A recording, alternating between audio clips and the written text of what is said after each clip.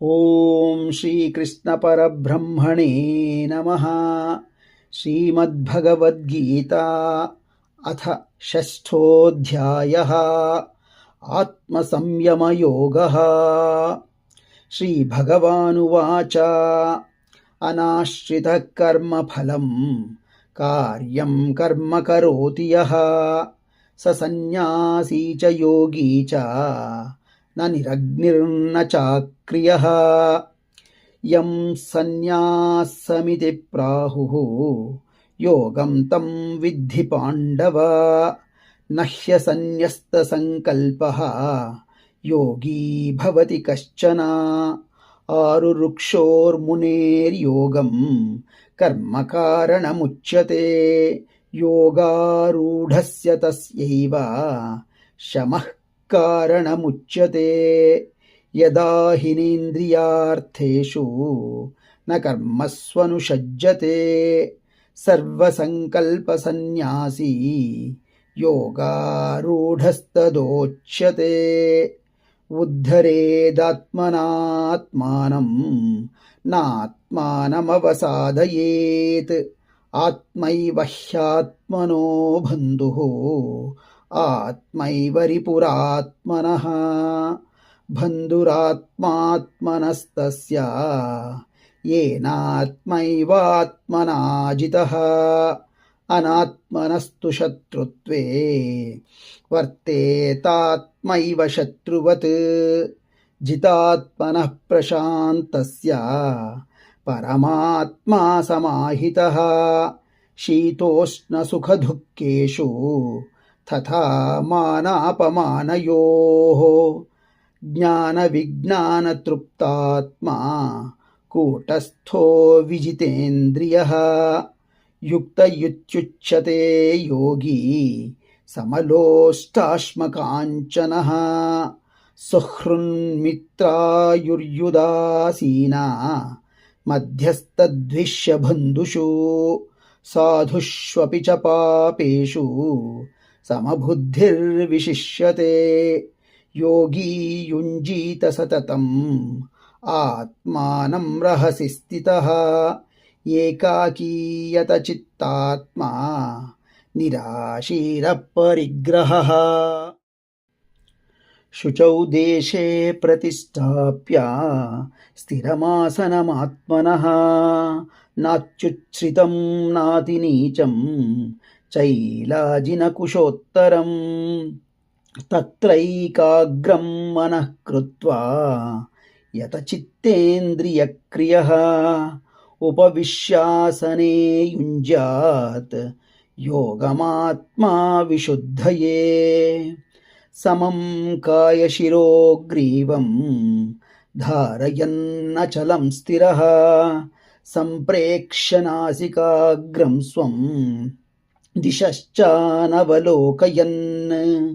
ಪ್ರಶಾಂತಾತ್ಮಾ ವಿಗತಭೀಃ ಬ್ರಹ್ಮಚಾರಿವ್ರತೆ ಸ್ಥಿತಃ. ಮನಃ ಸಂಯಮ್ಯ ಮಚ್ಚಿತ್ತಃ ಯುಕ್ತ ಆಸೀತ ಮತ್ಪರಃ. ಯುಂಜನ್ನೇವಂ ಸದಾತ್ಮಾನಂ ಯೋಗಿ ನಿಯತಮಾನಸಃ. ಶಾಂತಿಂ ನಿರ್ವಾಣಪರಮಾಂ ಮತ್ಸಂಸ್ಥಾಂ ಅಧಿಗಚ್ಚತಿ. ನಾತ್ಯಶ್ನತಸ್ತು ಯೋಗೋಸ್ತಿ ನ ಚೈಕಾಂತಮನಶ್ನತಃ. ನ ಚಾತಿ ಸ್ವಪ್ನಶೀಲಸ್ಯ ಜಾಗ್ರತೋ ನೈವ ಚಾರ್ಜುನ. ಯುಕ್ತಾಹಾರವಿಹಾರಸ್ಯ ಯುಕ್ತಚೇಷ್ಟಸ್ಯ ಕರ್ಮಸು. ಯುಕ್ತಸ್ವಪ್ನಾವಬೋಧಸ್ಯ ಯೋಗೋ ಭವತಿ ದುಃಖಃ. ಯದಾ ವಿನಿಯಿತಂ ಚಿತ್ತಂ ಆತ್ಮನ್ಯೇವಾವತಿಷ್ಠತೆ. ನಿಸ್ಪೃಹಃ ಸರ್ವಕಾಮೇಭ್ಯಃ ಯುಕ್ತ ಇತ್ಯುಚ್ಯತೆ ತದಾ. ಯಥಾ ದೀಪೋ ನಿವಾತಸ್ಥಃ ನೇಂಗತೆ ಸೋಪಮಾ ಸ್ಮೃತಾ. ಯೋಗಿನೋ ಯತಚಿತ್ತಸ್ಯ ಯುಂಜತೋ ಯೋಗಮಾತ್ಮನಃ. ಯತ್ರೋ ಪರಮತೆ ಚಿತ್ತಂ निरुद्धं योगसेवया यत्र चैवात्मनात्मानं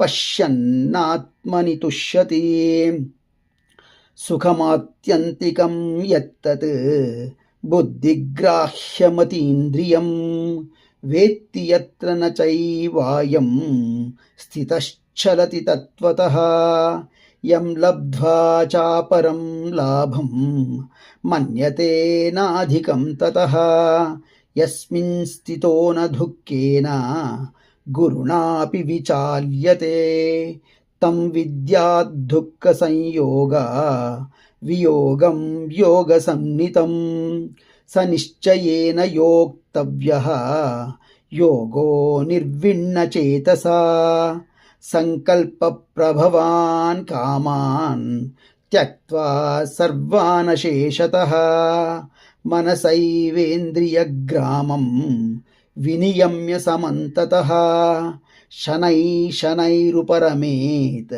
बुद्ध्या धृतिगृहीतया आत्मसंस्थं मनः कृत्वा न किञ्चिदपि चिन्तयेत् यतो यतो निश्चरति मनश्चञ्चलमस्थिरं ततस्ततो नियम्यैतत् आत्मन्येव वशं नयेत् प्रशान्तमनसं ह्येनं योगिनं सुखमुत्तमम् उपैति शान्तरजसं ब्रह्मभूतमकल्मषं युञ्जन्नेवं सदात्मानं योगी विगतकल्मषः सुखेन ब्रह्मसंस्पर्शम् अत्यन्तं सुखमश्नुते सर्वभूतस्थम् आत्मानं सर्वभूतानि चात्मनि ईक्षते योगयुक्तात्मा सर्वत्र समदर्शनः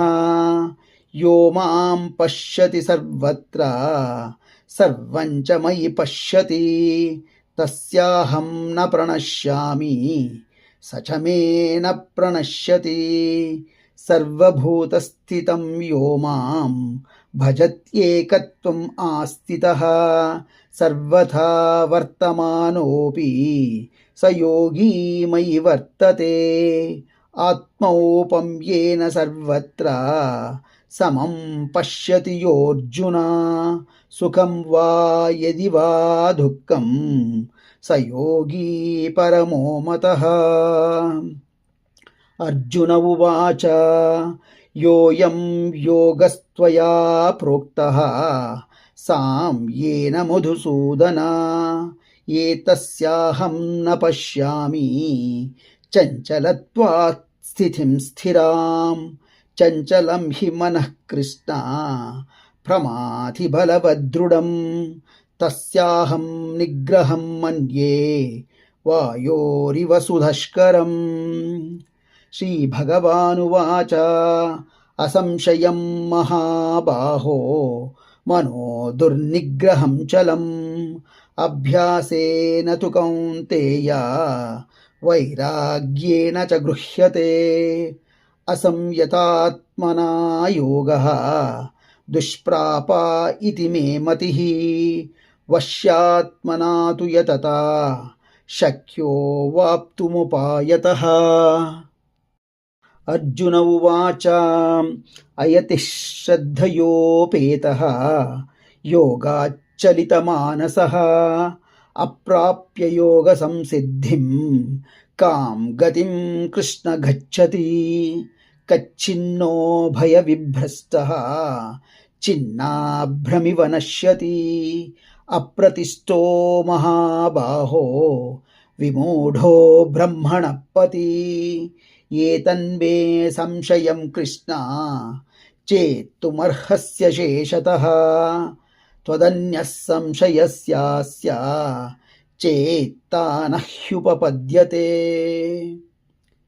श्रीभगवानुवाच पार्थ नैवेह नामुत्र विनाशस्तस्य विद्यते न हि कल्याणकृत् कश्चित् दुर्गतिं तात गच्छति प्राप्य पुण्यकृतां लोकान् उषित्वा शाश्वतिः समाः शुचीनां श्रीमतां गेहे योगभ्रष्टोऽभिजायते अथवा योगिनामेव कुले भवति धीमताम् एतद्धि दुर्लभतरं लोके जन्म यदीदृशम् तत्र तं बुद्धिसंयोगं लभते पौर्वदेहिकं यतते च ततो भूयः संसिद्धौ कुरु नन्दन पूर्वाभ्यासेन तेनैव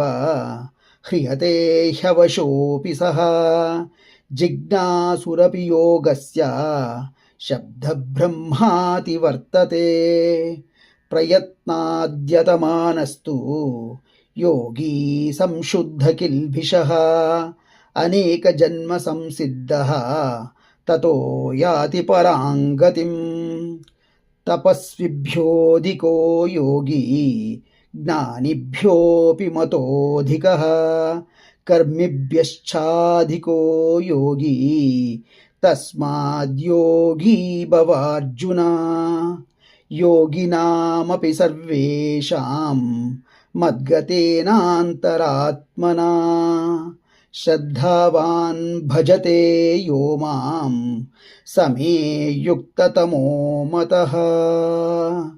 ॐ तत्सदिति श्रीमद्भगवद्गीतासु उपनिषत्सु ब्रह्मविद्यायां योगशास्त्रे श्रीकृष्णार्जुनसंवादे आत्मसंयमयोगो नाम षष्ठोऽध्यायः।